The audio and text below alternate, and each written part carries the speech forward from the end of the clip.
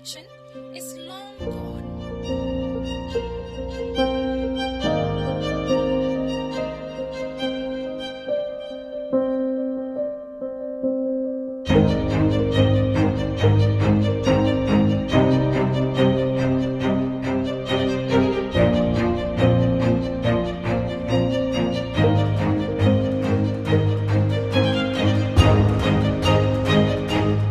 Conventionally, women used to be seen suitable for certain fixed career options like teaching, hairdressing, dressmaking, and the hospitality industry, among others. The 21st century Ghanaian woman has become assertive, ready to take up the challenges thrown at her from managing the home and running the office. One such woman is Dr. Bettina Amapoyini-Anda.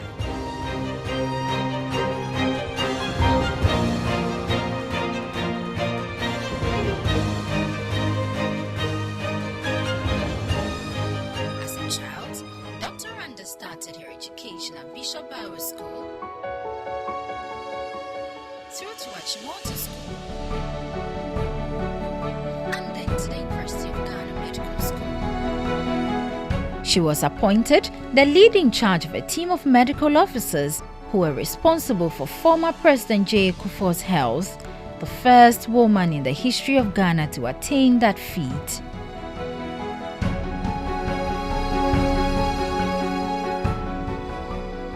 During the 4 years she was President Kufuor's physician, she accompanied him on many trips across the country and the globe.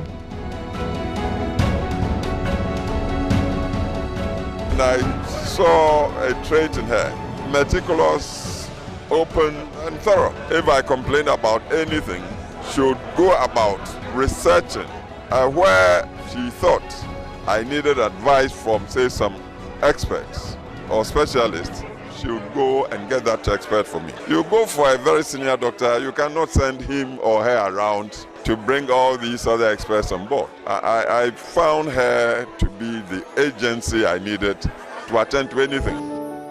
After her duties at the presidency, she chronicled her life and work experience in the book The President's Physician: Bumps on a Smooth Road.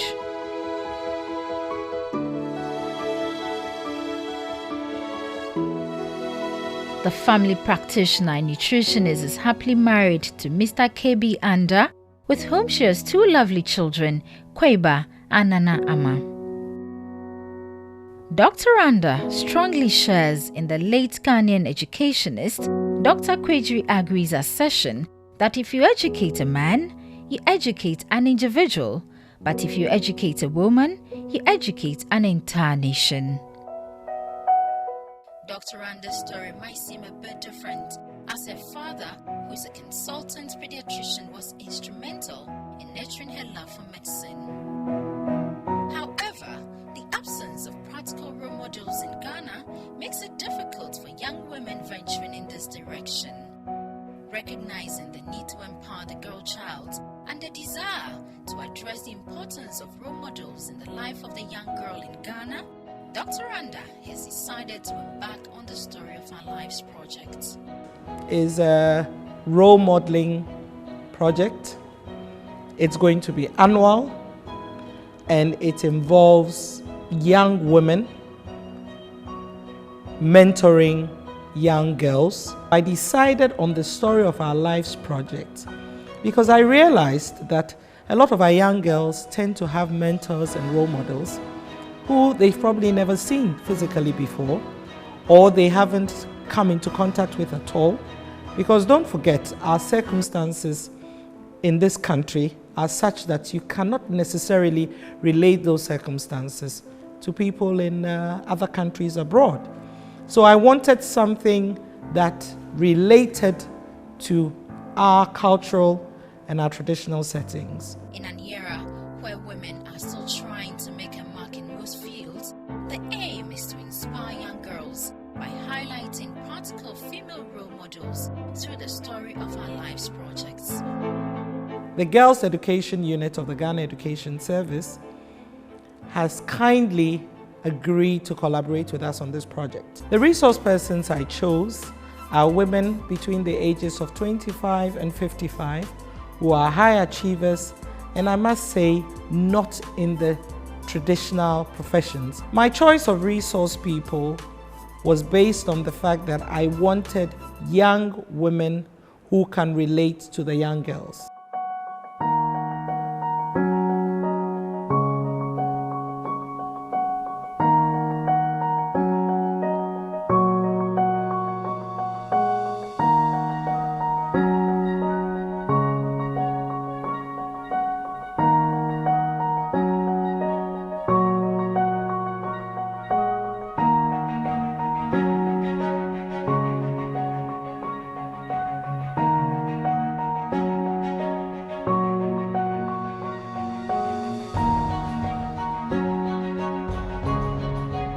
The story of our lives is pretty simple.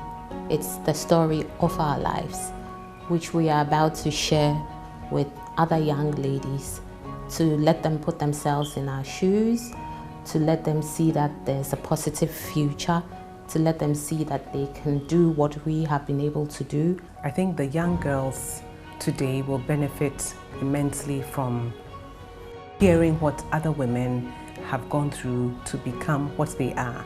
And I think that it's time for me to share what I have been through with other people. Because I know what I have benefited from in listening to other women's stories and in building up on their failures, their successes, their challenges, I felt that I also would hopefully influence a girl positively.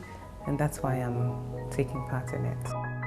One myth surrounding the adolescent is a discussion around sexual health.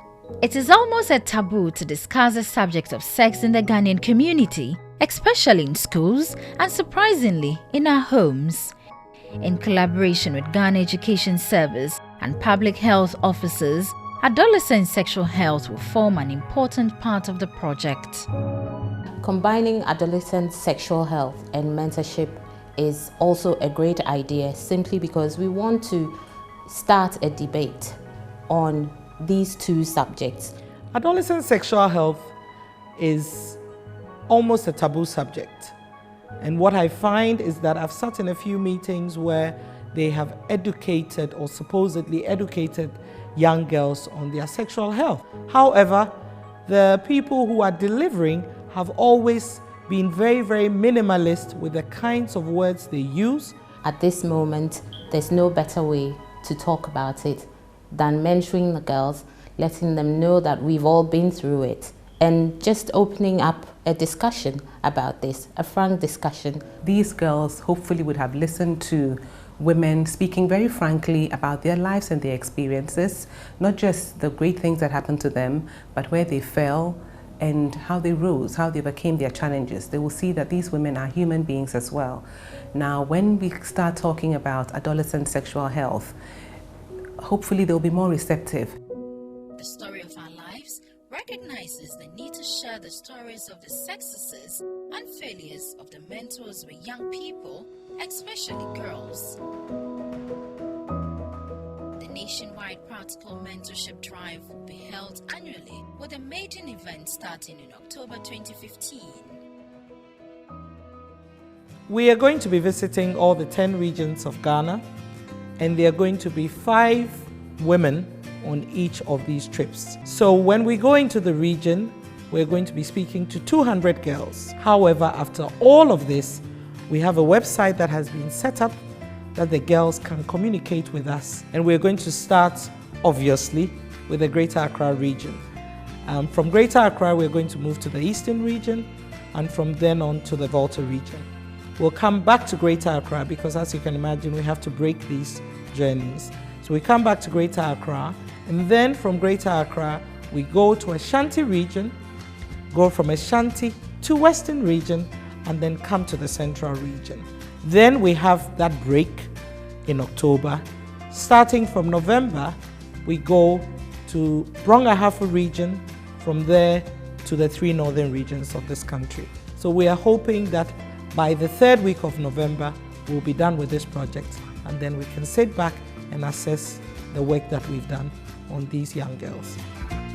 Ultimately, the story of our lives hopes to establish the fact that contrary to some societal views and assertions, females can succeed without sacrificing their morality and virtue.